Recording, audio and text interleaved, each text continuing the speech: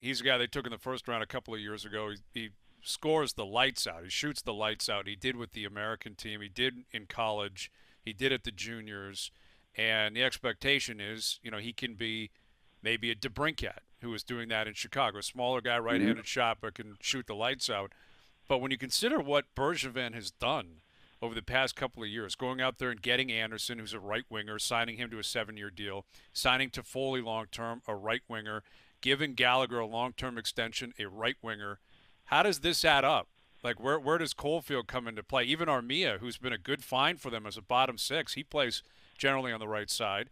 So Mhm. what's going to happen here with this log jam on the right side of Montreal? Well, you can't feel too great if you're Armia because he's UFA. Yeah, he's a UFA. I think he's gone. so, I agree. But Caufield's so not on the fourth line either. Like that's not the No. no, plan. None of those guys are. yeah, they're going to try certainly, and they've tried that since the start of the year. But at times, the third line has looked more like a third line. They're going to try and be a top nine team, probably truly offensively for the first time in a long time when everyone's in their spot. Yeah, and the other big decision will be Deneau after the year, who's playing now finally like the Phil Deneau that we know after a real struggle early on. Like I think the whole thing where they negotiated and he wasn't extended, and he saw how Petrie and Gallagher were extended, but he wasn't, and it is what it is. It's the business of hockey, but I think it affected him, really weighed on him, and he's up at the end of the year.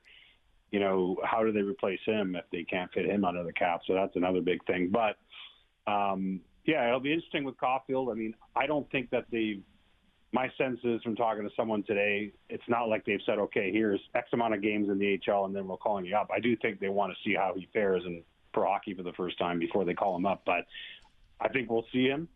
And the one thing that he can do, even though the learning curve is steep, is that he has the kind of natural offensive finish, I think, that the Habs don't really have.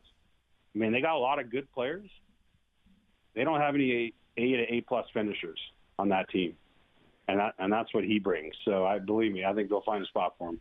Yeah, I don't disagree with that. I just think Bergie's a guy, I think in a traditional situation, he would want him to play half a season in the AHL. He's got a little bit of Kenny Holland in him, a lot like what Kenny Holland did with Yamamoto.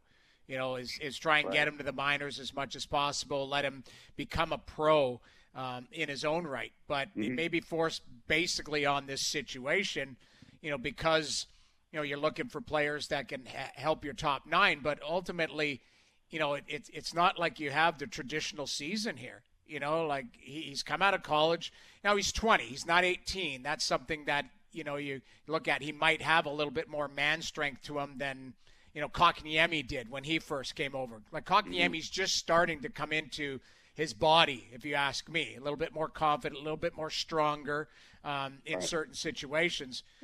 Caufield's not a big guy, so it'll be interesting to see how he adapts at this level. It's not as physical, but you are going to have to win loose puck battles.